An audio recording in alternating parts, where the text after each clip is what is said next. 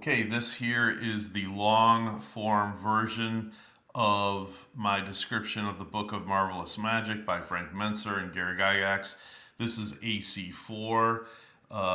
This is my less collectible version of this book. Something I would bring to the game with me if I needed it. It's still pretty good. There's no writing in it or whatever. It's just that the cover is taking more of a beating. And obviously, I found this for $3 at some hobby store somewhere along my journeys in years past. So let's go. Let's get started on this. First of all, this was written for the basic game, but as you're going to find out in the back of it, it gives you a good description on how to use it maybe with the advanced Dungeons and Dragons set. So here we go. It's good, it's got some staining and stuff to it, not the end of the world. Probably in somebody's basement or whatever at one time or another, just like it was in mine. All right, so whether there was a forward or not, don't care. This I'm going right to the section on barrels, and you're going to see that there's a lot of tongue-in-cheek in here. It says, a barrel is a cylindrical container constructed of wooden vertical slats, stabs, held together by circular metal bands, hoops, bop, bop, bop, bop. Okay, and it tells you how much water or whatever it can hold. So, all right, the first magical item listed is a barrel of hiding. This wooden barrel is reinforced by iron hoops and has a bottom but no lid. Any creature or object within the barrel cannot be seen or detected in any way, including by detect magic, detect invisible, and other magic effects. It doesn't say how the magic overcomes it, you just accept it. So, right there, you've got a magic item that may or may not be useful.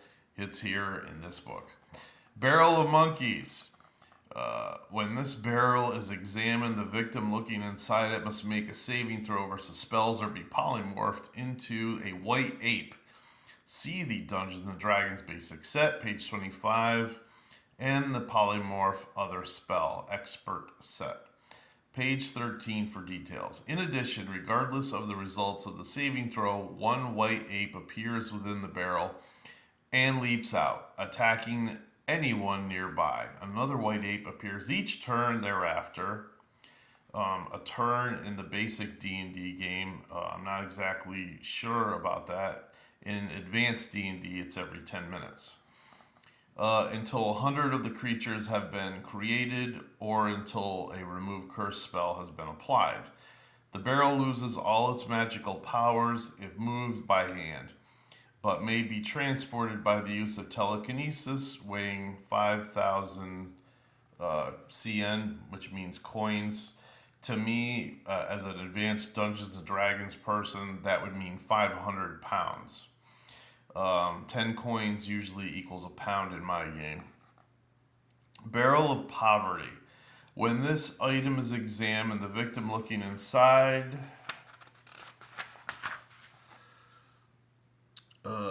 What did I miss? The victim looking inside is affected immediately, and has no saving throw. Yeah, harsh. All the victim's items worn or carried immediately disappear. Shoulder straps then appear across the top of the barrel. The victim may wear the barrel, treat as AC4, but with no dexterity adjustments. If desired, by removing its bottom, the victim's possessions are not destroyed but are merely sent to the victim's home. The barrel vanishes if struck by sunlight. Just really weird, things added to it without really an explanation. But it's still funny. You wouldn't want to send your players off on some long adventure only to have them come across this. Something close by would be a lot more fun. Barrel of Rolling. This barrel is useful. You made this up. This barrel is useful both for storage and cargo transport. Its top is easily closed and locks on command. When laid on its side and a second command given, it rolls away from the user at a rate of 20 feet per round. It cannot be commanded to turn, but a third command stops it. Crazy. Why would somebody want to make something like that? Right? Alright, we're going to move on here. Okay, now we're on to earrings. This is a general item, piece of jewelry, worn or hanging from the ear, whether the ring or otherwise. Earrings are common types of jewelry, and magical earrings may easily be mistaken for the normal sort. And it even tells you what dice to roll, as if you're not going to have some of your own. Anyway, earring of burrowing. This does not sound like a good item. This item appears identical to an earring of protection. However, when worn, it changes into a small burrowing bug which enters the ear immediately. The victim becomes deaf in that ear, -1 penalty to surprise rolls. In advanced D&D, it would be slightly different, I think, and dies in 24 hours unless a remove curse spell is applied by a 15th or higher level caster. A cured disease spell stops the bug for 4 hours, increasing the cursed victim's survival time by that amount. Good friggin' lord. Earring of defense. This earring is adorned by a small X design. Upon command, the X turns into a sword and dagger of normal size. These items cannot return to their original form. However, if a sword +1 and a dagger +1 are placed by the remainder of the earring and a command word is spoken, the magical items shrink and become part of the design as originally found. When enlarged, the weapons will be non-magical. Good lord, they're really harsh. The same procedure can be repeated whenever desired. The earring disguises only 2 weapons and only in the manner described. Earring of protection. Okay, we pretty much know what that is. Let's see, earring of seamanship. This earring appears identical to an earring of defense and is usually found with matching non-magical earring. A detect invisible spell or similar means will reveal the X to be a mast and a spar with a faint sail drawn around them. When the magical earring is worn on the left earlobe, the user gains all the knowledge of an able-bodied seaman, how to use any sort of seagoing vessel and any part of it, and is able to instruct others on its operation. Alright, did I have one more thing planned to read here? Maybe. I think I may have taken that paper off. But yeah, I was actually going to do this. So, you've got a Freedy bottle, right? And at least it does mention the expert set. I don't think it mentions any of the other sets, whether it's companion or the other one there. You've got eggs of wonder, and then it says, oh, wait a minute, it says, see the companion set, actually right there. So this did come out, let's see. It was published, where was the 1984. So I was a little bit later than I thought. I thought it was published more around 82, 83. So then you got hard-boiled egg. Let's see, it appears to be a normal hen's egg, but it's very hard to break. If struck with a full blow from any weapon, the egg shatters, bestowing a special protection on the creature breaking it. A -6 bonus to armor class. That's crazy good. And a +1 bonus to all saving throws. Both effects lasting for 4 minutes. That's it. But again, basic D&D, I'm not sure, is 10 seconds around? Is a minute around? I'm not exactly sure. I'd have to look that up. Alright, so you've got a rotten egg is the reverse of that. And then the soft boiled egg.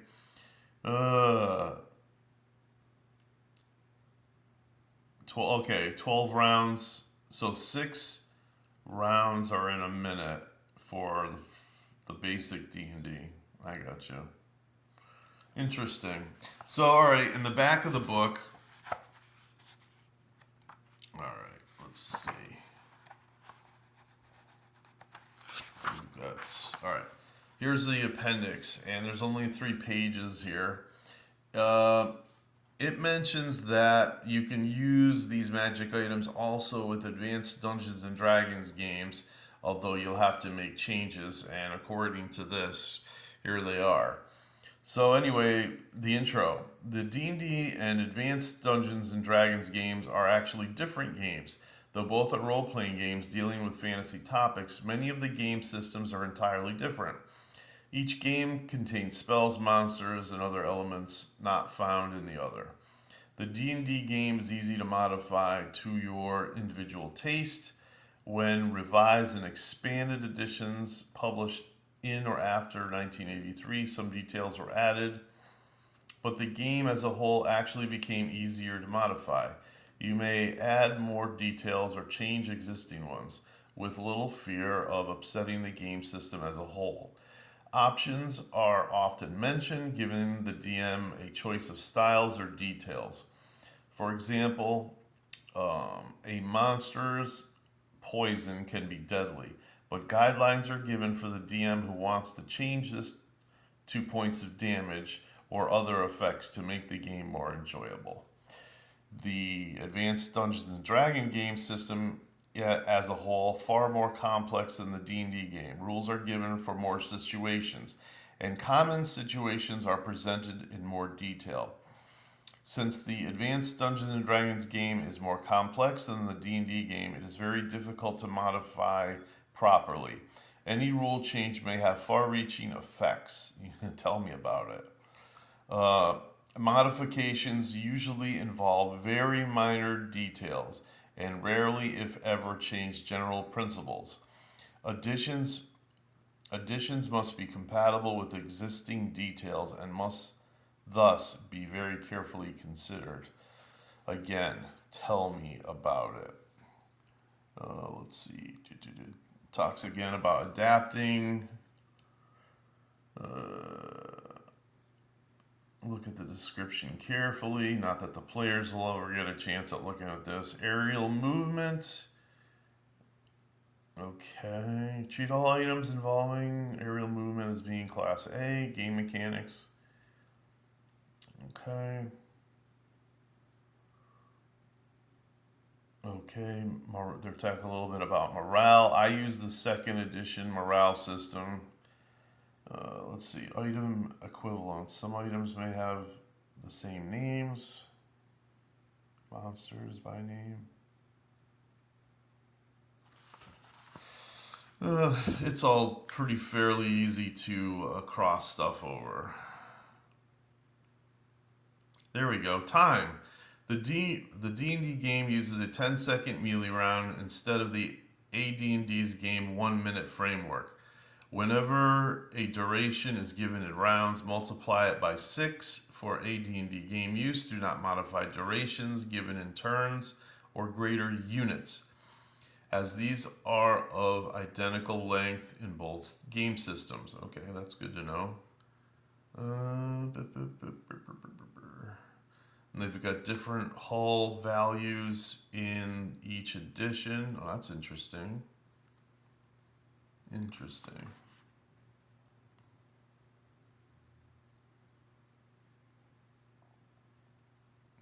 Yeah, they give you 2 different things for sea serpents. Okay, so there's more here that's going to be listed, but I'm not going to go through all of it. But there we go. So again, I would say half the items in here are useful. Even some of the, I would say, curse or comedy items in here. Like there's like the pipe of blowing bubbles. You know, there's a few things in here you're like, what? But then again, in some of the magic items in the later books that were like $25 each, the magic item, either cyclopedia or whatever they called those, there's stuff like vending machines and things like that in there. Some really weird magic items that you can roll and stuff that I would never use. So anyway, they came out of probably Dragon magazine during the April issue, the April Fools type ones. So anyway, have a good day, and I hope you got what you needed out of this. You probably found another source before I even opened this book because I waited a few days. So anybody that see this, I hope you enjoyed it and have a good weekend.